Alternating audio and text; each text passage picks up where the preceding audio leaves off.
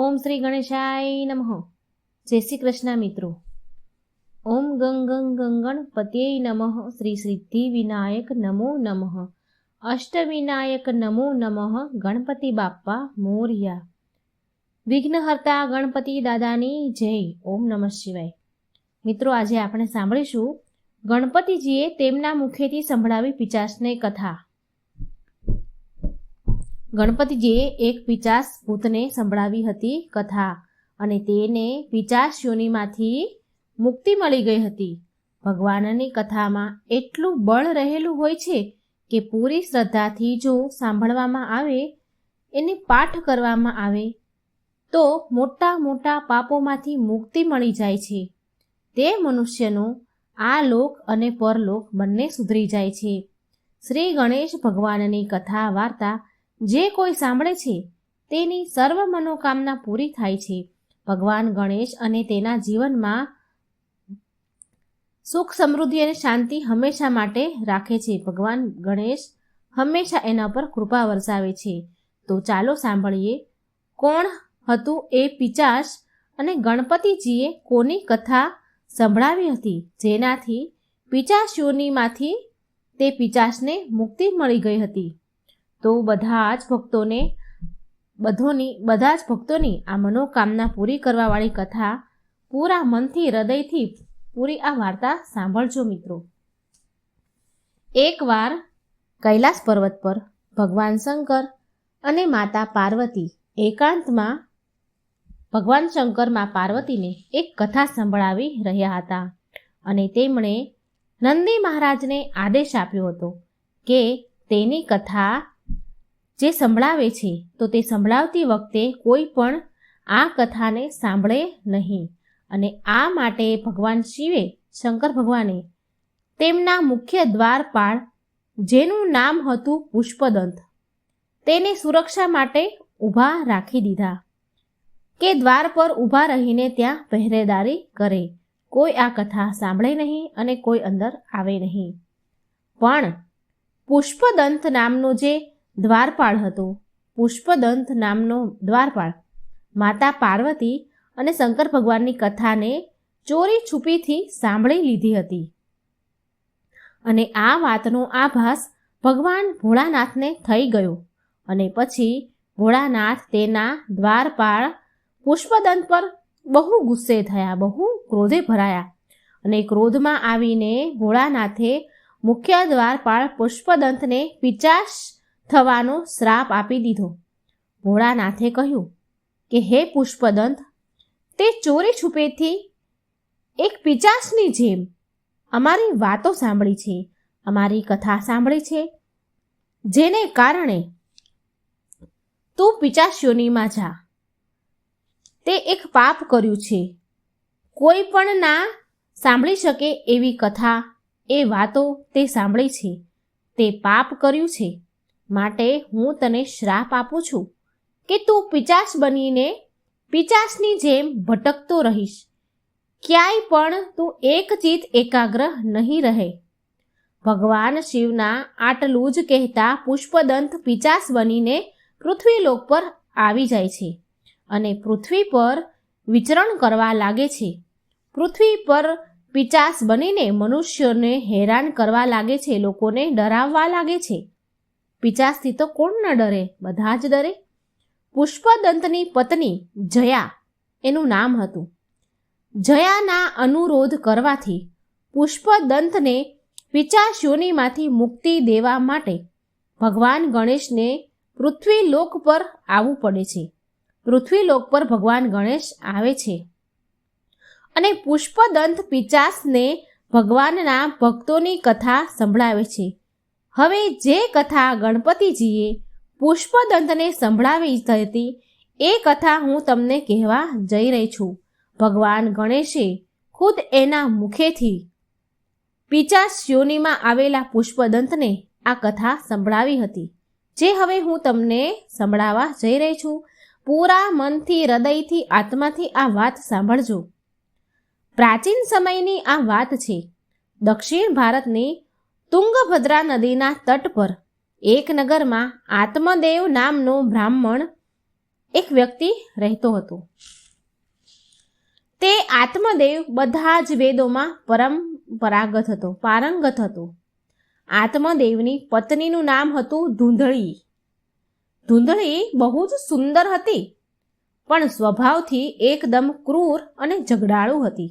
ઘરમાં બધા જ પ્રકારનું સુખ હતું, ધન વૈભવ બધું જ હતું, પણ આત્મદેવ તેની પત્નીથી તો દુઃખી હતા જ, પણ સાથે સાથે તેને કોઈ સંતાન ન હતું અને આ કારણે તે વધારે ને વધારે દુઃખી રહેતા હતા. સંતાન પ્રાપ્તિ માટે આત્મદેવ બ્રાહ્મણે બહુ જ પ્રયત્ન કર્યા, પણ તેમને કઈ સફળતા મળી નહીં અને થાકી હારીને અંતે આત્મદેવે આત્મહત્યા કરવાનું નક્કી કર્યું. આત્મહત્યા કરવાનો વિચાર કરી લીધો. આમ મરવાનો વિચાર કરી આત્મદેવ વન તરફ જવા નીકળી ગયા. વનમાં તેને એક મહાત્માજી મળ્યા. આત્મદેવ તે મહાત્માની સામે બહુ રડવા લાગ્યા. એટલે મહાત્માએ તેમના દુઃખનું કારણ પૂછ્યું. એટલે આત્મદેવે કહ્યું, આ બ્રાહ્મણ હતા, એણે કહ્યું કે મારી પાસે ખાવા પીવા ધન દોલત ઐશ્વર્ય બધું જ છે, પણ મારી પાસે ખાવાવાળું કોઈ નથી અને તે માટે હું બહુ દુઃખી છું.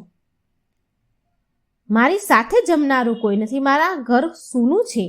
હું મરવાની ઈચ્છાથી આત્મહત્યા કરવા માટે અહીં આવ્યો છું.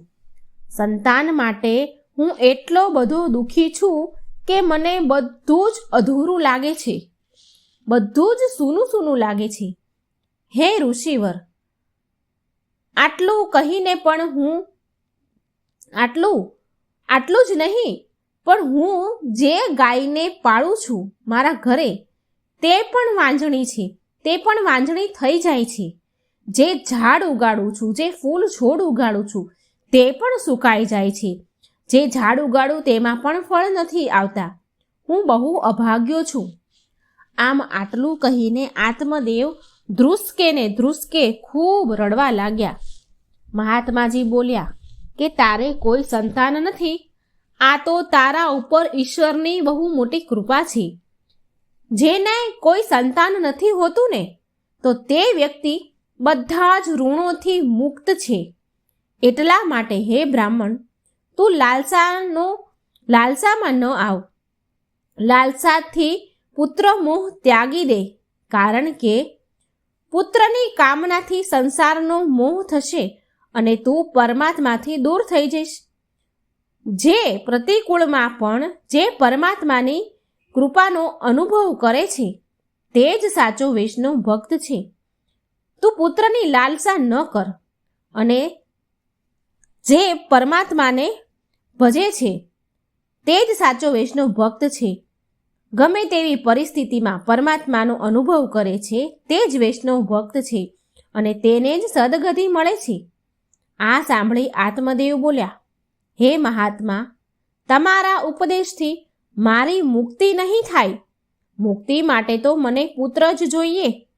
મહાત્મા હસવા લાગ્યા અને બોલ્યા કે હે બ્રાહ્મણ, શાસ્ત્રોમાં એવું લખ્યું છે કે પુત્રથી મુક્તિ નથી મળતી.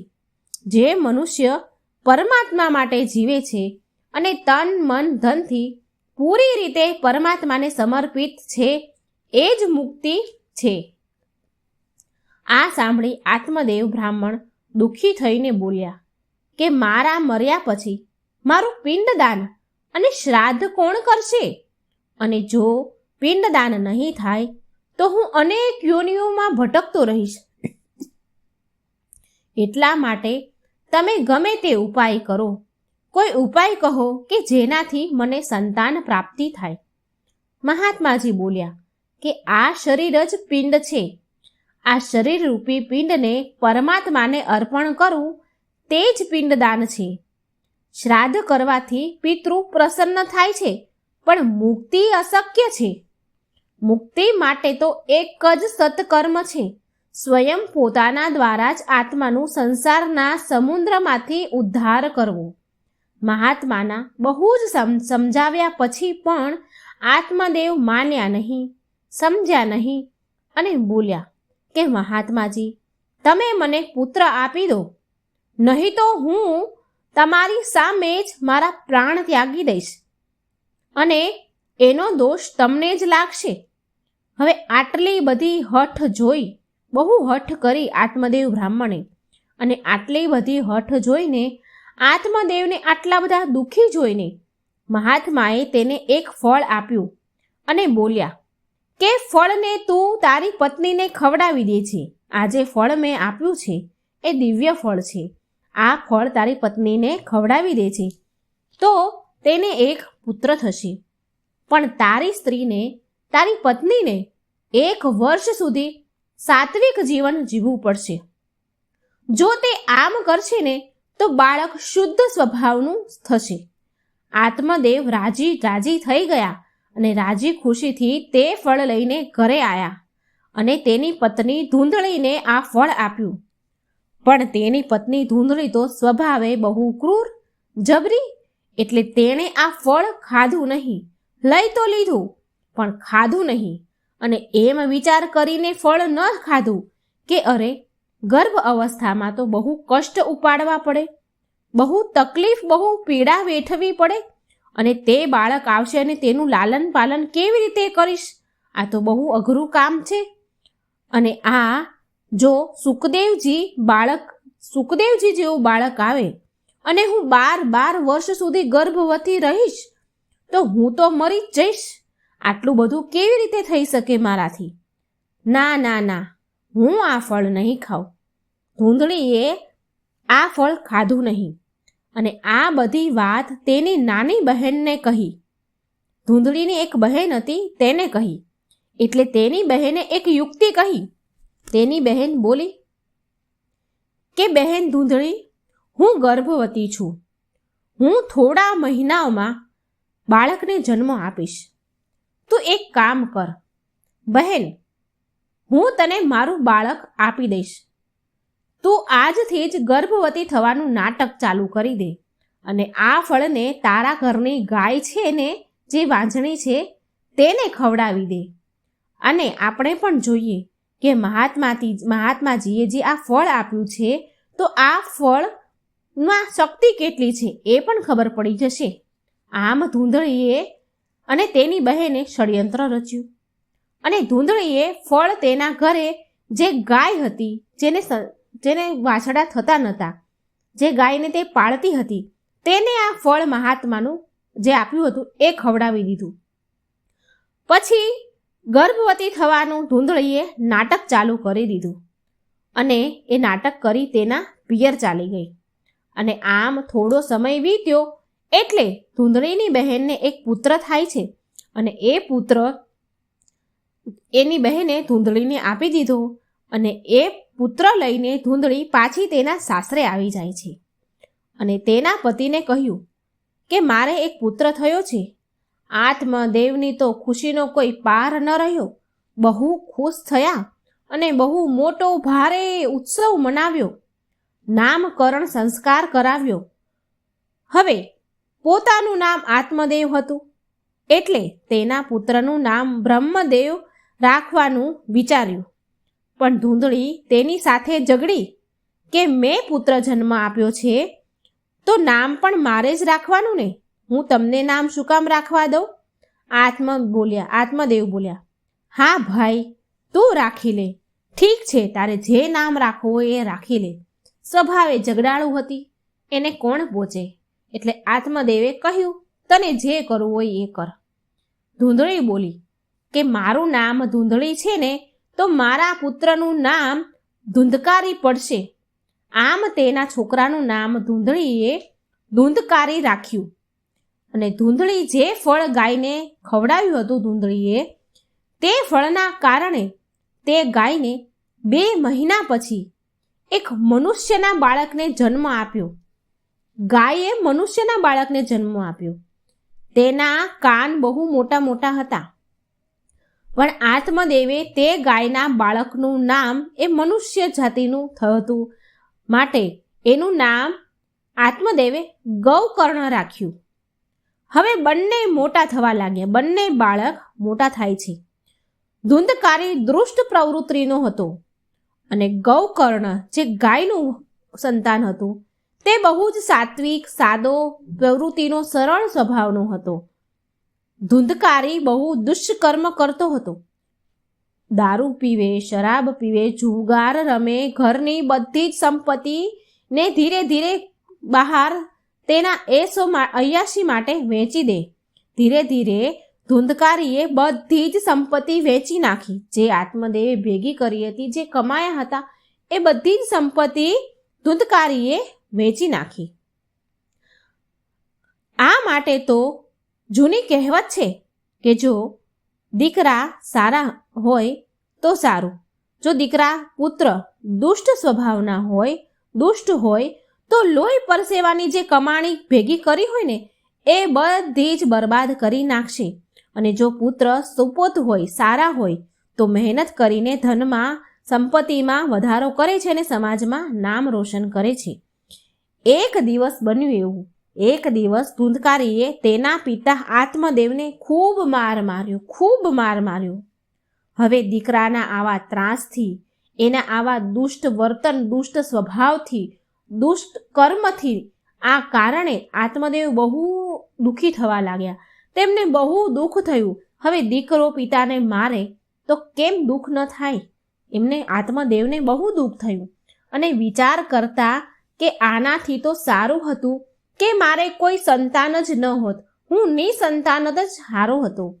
પુત્રના કારણે દુઃખી થયેલા જોઈને ગૌકર્ણ કહે છે, પિતાજી, આ સંસાર દુઃખરૂપી છે તથા મોહ માયામાં બાંધે છે. આ સંસાર બધાને, આપણને સંસારમાં માત્ર ભગવાનમાં મન પરોવીને જ સુખી થઈ શકાય છે. માટે પુત્ર મોહનો ત્યાગ કરીને ભગવદ્ ગીતાનો પાઠ કરો, ત્યારે જ મનુષ્યનો જન્મ સફળ થશે.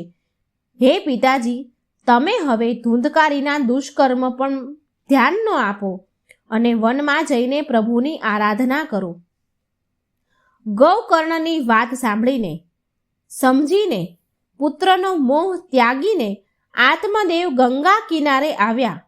ભગવદ્ પુરાણના 10મા સ્કંદનો રોજ પાઠ કરતા હતા અને આ કારણથી તેમણે જીવનમાં શ્રી કૃષ્ણ ભગવાનની પ્રાપ્તિ થઈ અને આત્મદેવ ભગવાનમાં વિલીન થઈ ગયા. આત્મદેવના પ્રભુના ધામમાં ગયા પછી, આત્મદેવના ચાલ્યા ગયા પછી એક દિવસ ધૂંધળીએ પણ તેના પુત્રના વર્તન, વ્યવહાર, દુષ્કર્મથી, તેના ત્રાસથી દુઃખી થઈને કૂવામાં પડીને આત્મહત્યા કરી લીધી અને તે ધૂંધળી પણ મરી ગઈ. હવે બીજી તરફ જે ગૌકર્ણ હતો, જે એનો ભાઈ હતો, તે તીર્થયાત્રા પર નીકળી ગયો. હવે ધુંધકારી રહ્યો ઘરમાં એકલો. હવે તે પૂરી રીતે આઝાદ થઈ ગયો. છૂટછાટ મળવાના કારણે હવે ધુંધકારીએ 5 વેશ્યાઓને ઘરમાં લઈને મૂકી દીધી. ઘરમાં લઈ આવ્યો. ધુંધકારીએ વેશ્યાઓની માંગને પૂરી કરવા માટે ચોરી કરતો, દારૂ પીતો, જુગાર રમતો, ખરાબ કામોમાં એ લતે લાગી ગયો. વેશ્યાઓની માંગ, ઈચ્છા પૂરી કરવા માટે એક દિવસ ધુંધકારીએ રાજાના મહેલમાં ચોરી કરી. વેશ્યાઓએ વિચાર કર્યો કે આ ધુંધકારી ચોરી કરે છે અને એ પણ રાજાના મહેલમાં પણ ચોરી કરી લાવે છે. જો આ જીવતો રહેશે ને તો આપણે બધાને જ પકડાવી દેશે, આપણે બધા જ પકડાઈ જઈશું. આના કરતાં તો સારું છે આપણે આને મારી નાખીએ, એ જ સારું રહેશે. આમ 5 વેશ્યાઓએ મળીને આવો પ્લાન બનાવ્યો. આમ વિચાર કરીને રાતે બધી વેશ્યાઓએ મળી રાતે સૂતેલા ધુંધકારીને દોરડાથી કસીને બાંધી દીધો અને સળગેલા કોલસા તેના મોંમાં નાખીને તેને તડપાવીને મારી નાખ્યો અને એના શરીરને ત્યાં જ ધરતી ખોદીને ત્યાં જ દાટી દીધો, ઘરમાં જ. ધુંધકારી તેના કુકર્મના કારણે ભયંકર પ્રેત બન્યો. જે પાપ કરે છે તેને પ્રેત યોનિમાં જવું જ પડે છે, પ્રેત બનવું જ પડે છે. ગૌકર્ણને જ્યારે તેના ભાઈના મૃત્યુની વાતની ખબર પડી તો ગૌકર્ણએ ગયામાં જઈને ધુંધકારીનું શ્રાદ્ધ કર્યું. છતાં પણ ધુંધકારીને મોક્ષ ન મળ્યો, તેનો ઉદ્ધાર ન થયો. હવે ધુંધકારી પ્રેત બનીને પ્રેત થયો એટલે ગૌકર્ણને એના ભાઈને ડરાવવા લાગ્યો. ગૌકર્ણ એટલા બધા ગાયત્રી મંત્રના જાપ કરતા હતા કે ધુંધકારી તેની પાસે આવી શકતો ન હતો. એક દિવસ ગૌકર્ણની પાસે ધુંધકારી પ્રેત યોની થઈને આવ્યો તો ગૌકર્ણએ પૂછ્યું કે તું કોણ છે? ત્યારે ધુંધકારી પ્રેત બોલ્યો કે હું તારો ભાઈ છું, ધુંધકારી છું. ભાઈ, તું બહુ દયાળુ છે, મને તું આ પ્રેત યોનીમાંથી મુક્તિ અપાવ. ગૌકર્ણ બોલ્યા, ભાઈ, મેં તો તારું ગયામાં જઈને પિંડદાન પણ કર્યું છે, તો પણ તને મોક્ષ નથી મળ્યો, તારો ઉદ્ધાર ન થયો. ધુંધકારી બોલ્યો, ભાઈ, મેં બહુ ખરાબ કામ કર્યા છે, બહુ દુષ્ટકર્મ કર્યા છે, માટે ગયામાં જઈને પિંડદાન કરવાથી મારો મોક્ષ થયો નથી. બીજો કોઈ પણ રસ્તો ઉપાય કર અને મારો મોક્ષ કર, મને પ્રેત યોનીમાંથી મુક્તિ અપાવ. ગૌકર્ણએ ધુંધકારીના મોક્ષ માટે બધા જ વિદ્વાનો બ્રાહ્મણોને આ વિશે પૂછ્યું. કોઈ ઉપાય શોધવા માટે બધાને પૂછ્યું, પણ કોઈ ઉપાય મળ્યો નહીં. પછી ગૌકર્ણએ સૂર્યદેવને નમસ્કાર કર્યા અને કહ્યું, હે સૂર્યદેવ, તમે બધા જ કર્મોના સાક્ષી છો. અમે જે પણ કરીએ છીએ એ કોઈ જોવે કે ન જુએ, પણ ભગવાન તો જોઈ જ રહ્યા છે, કારણ કે સૂર્યદેવ અને ચંદ્રદેવ એ ભગવાનના બે નેત્ર છે, બે આંખો છે ભગવાનની. આપણે કોઈ બીજાથી ચોરી કરી કર્મ છુપાવીએ છીએ, પણ સૂર્યદેવ અને ચંદ્રદેવથી નથી છુપાવી શકતા. એ હરેક સમયના સાક્ષી છે, કર્મના સાક્ષી છે. સૂર્યદેવ અને ચંદ્રદેવ આ ભગવાનની ત્યાં સાબિતી આપે છે, ગવાહી આપે છે આપણા કર્મની. માટે સૂર્યદેવને ગૌકર્ણએ પૂછ્યું કે હે સૂર્યદેવ, તમે ધુંધકારી મારા ભાઈના કર્મના સાક્ષી છો, તો તમે જ કહો કે તેને આ પ્રેત યોનિથી મુક્તિ અને મોક્ષ કેવી રીતે મળશે? એટલે સૂર્યદેવે કહ્યું, આ પ્રેત ધુંધકારીને ભગવત સપ્તાહ સંભળાવ, તો જ આની મુક્તિ થઈ શકશે, બીજો કોઈ રસ્તો નથી. આના માટે ગૌકર્ણએ ભાગવત સપ્તાહનું આયોજન કર્યું. પ્રેત તો હવાના રૂપમાં હોય છે. સપ્તાહ આરંભ થવાની હતી એટલે ધુંધકારીએ વિચાર્યું કે હું ક્યાં બેસું? સપ્તાહમાં 7 ગાંઠવાળું વાંસ મૂક્યું હોય છે, એટલે પ્રેત ધુંધકારીએ તેમાં છુપાઈને તે બેસી ગયો. ઘણા લોકો ભાગવત સપ્તાહમાં 7 ગાંઠનો વાંસ મૂકે છે. જો એવી શંકા કે કોઈ સંદેહ હોય કે પરિવારનો કોઈ સદસ્ય પ્રેત થઈ ગયું છે, તો 7 ગાંઠનો વાંસ જરૂર લગાવવો જોઈએ. ભગવત કથા ચાલુ થઈ ગઈ. પહેલા દિવસની કથામાં પહેલા દિવસે ભગવત સપ્તાહના અધ્યાય પૂરો થયો, એટલે વાંસની 1 ગાંઠનો ભેદ પૂરો થયો. બીજા દિવસે બીજી ગાંઠનો ભેદ પૂરો થયો. આમ 7 દિવસમાં 7 ગાંઠના ભેદ પૂરો થયા. 7 દિવસની સપ્તાહ પૂરી થઈ. આમ 7 દિવસની કથા સાંભળીને ધુંધકારીએ દિવ્ય રૂપ ધારણ કર્યું અને ભગવાનના પાર્ષદ રૂપમાં પ્રગટ થયા અને તેને લેવા માટે ભગવાનનું વિમાન આવ્યું. આ પ્રકારે ભગવાન ગણેશે પુષ્પદંતને કહ્યું, હે પુષ્પદંત, આ કથાના અંતિમ ચરણમાં મહત્વપૂર્ણ વાત એ છે કે ભગવત કથા તો બહુ લોકોએ સાંભળી હોય છે, પણ માત્ર ધુંધકારીને લેવા જ ભગવાનનું વિમાન કેમ આવ્યું? તો આનો જવાબ છે પુષ્પદંત, બધા લોકો કથા સાંભળે છે, સાંસારિક સુખોને મેળવવા માટે કથા સાંભળે છે, અને ધુંધકારીએ પ્રેતે પૂરી શ્રદ્ધા, વિશ્વાસ, પ્રેમથી આ કથા ભાગવત ધામ જવા માટે સાંભળી હતી, અને એટલા માટે જ તેને લેવા માટે વિમાન આવ્યું. સંસારિક આનંદ કરતાં પણ ઉપર છે ભાગવત આનંદ.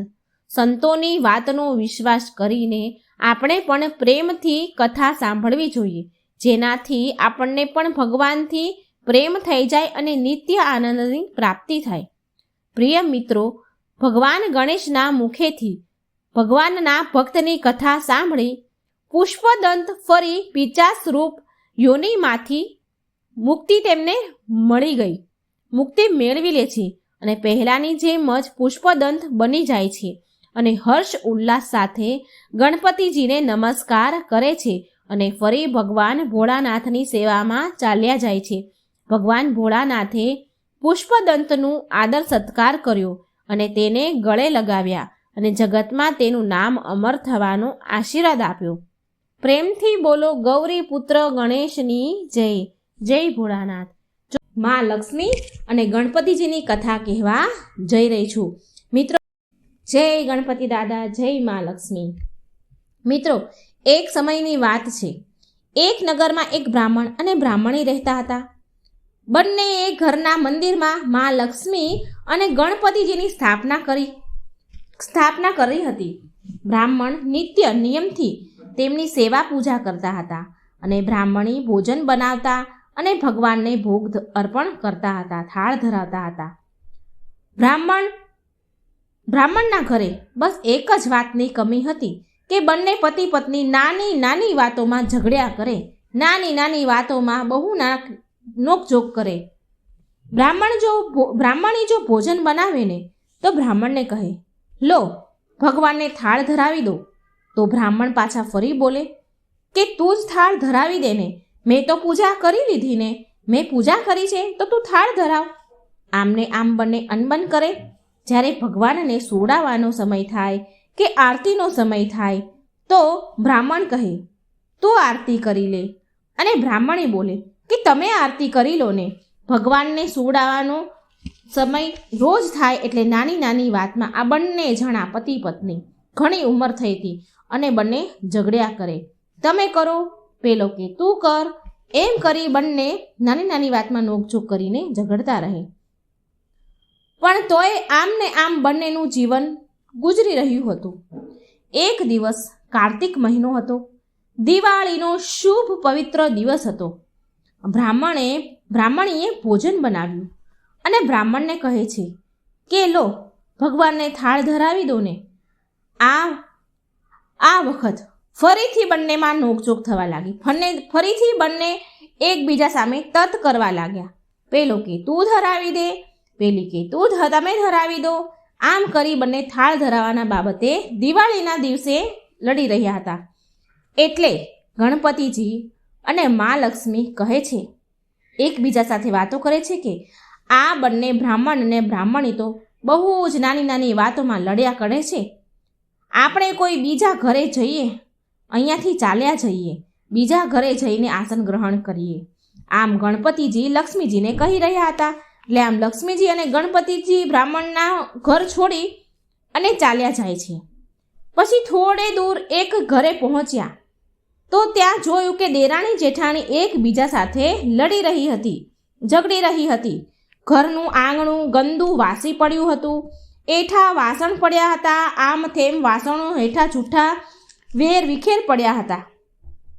ભોજન પાણીના કોઈ ઠેકાણા નહોતા, કોઈ વ્યવસ્થા જ હતી નહીં. લક્ષ્મીજી બોલ્યા ગણપતિજીને, આ ઘરે તો હું બિલકુલ નહીં રહું. પછી ત્યાંથી લક્ષ્મીજી અને ગણપતિજી બીજા ઘરે ગયા તો વહુ અને સાસુ એકબીજા સાથે લડી રહી હતી. બીજા ઘરે ગયા ત્યાં પણ સાસુ વહુ લડી રહ્યા હતા. ત્યાં પણ ગંદા વાસણ, કચરો, કપડાં, વાસી બધું એમને એમ જ પડેલું હતું. ત્યાં પણ જમવાના, ખાવા પીવાના, ભોજન પાણીના કોઈ ઠેકાણા ન હતા. એટલે લક્ષ્મીજી અને ગણપતિજી ત્યાંથી પણ ચાલ્યા ગયા. લક્ષ્મીજી અને ગણપતિજી હવે આવ્યા ત્રીજા ઘરે. ત્રીજા ઘરે આવ્યા તો નણંદ ભાભી એકબીજા સાથે ઝઘડી રહી હતી. એટલે આ જોઈને ગણપતિજી અને લક્ષ્મીજી ત્યાંથી પણ ચાલ્યા ગયા. ચોથા ઘરે ગયા તો ત્યાં પણ ભાઈ સગા ભાઈ એકબીજા સાથે લડી રહ્યા હતા. મા લક્ષ્મી ત્યાં પણ ન રહ્યા.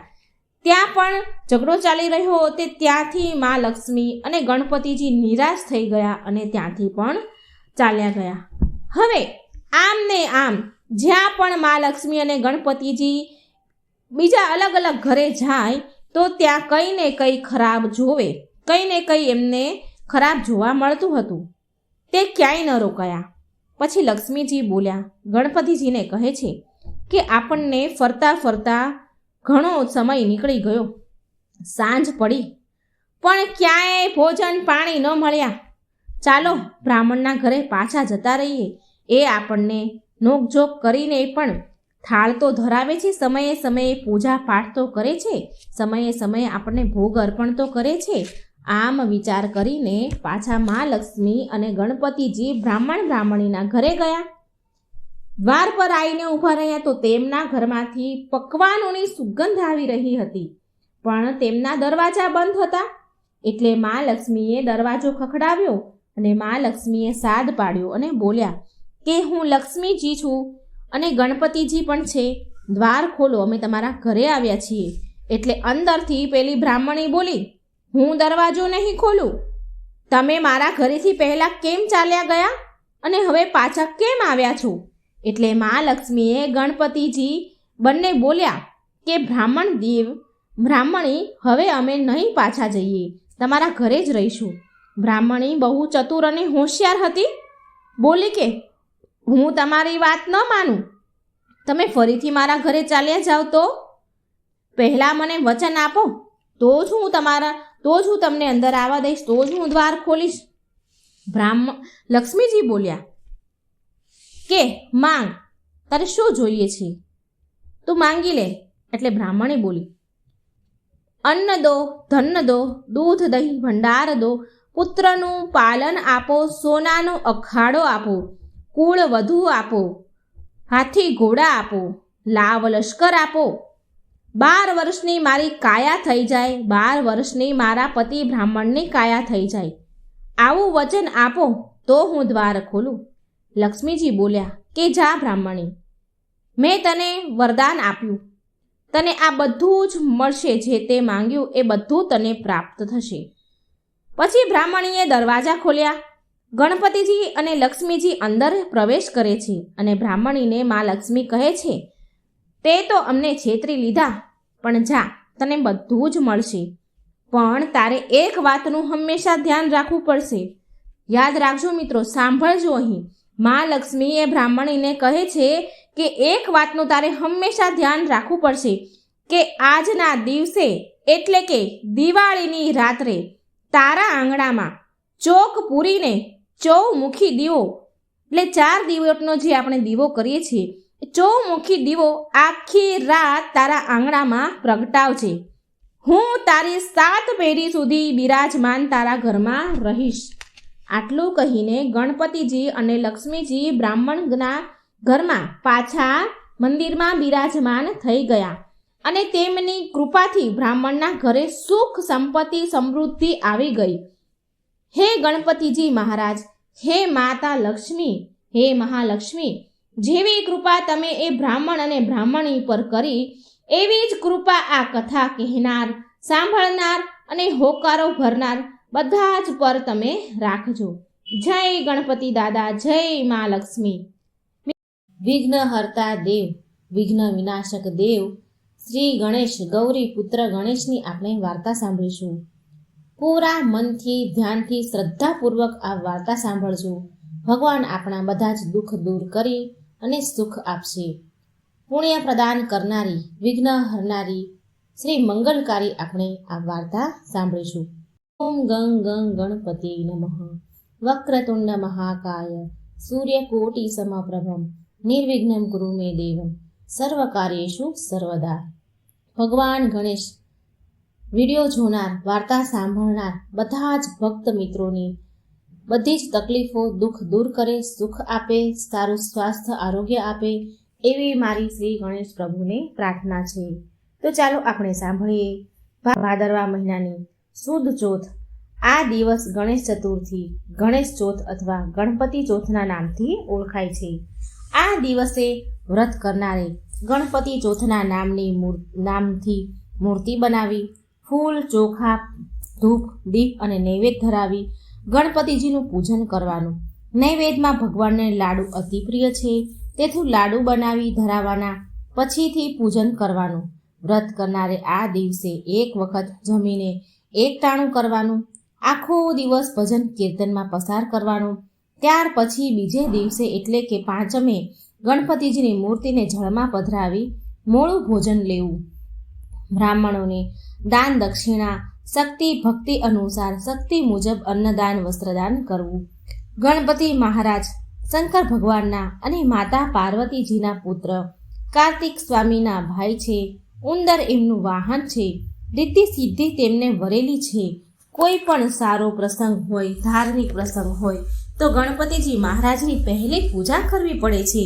રીઝે તો લાડુ આપે અને ખીજે તો સૂંઢ ફટકારે એવા આ ગણપતિ મહારાજ સર્વ દેવોમાં આ એક જ દેવ એવા છે કે પોતાના હાથમાં શસ્ત્ર રાખે નહીં, પરંતુ લાડુ રાખે.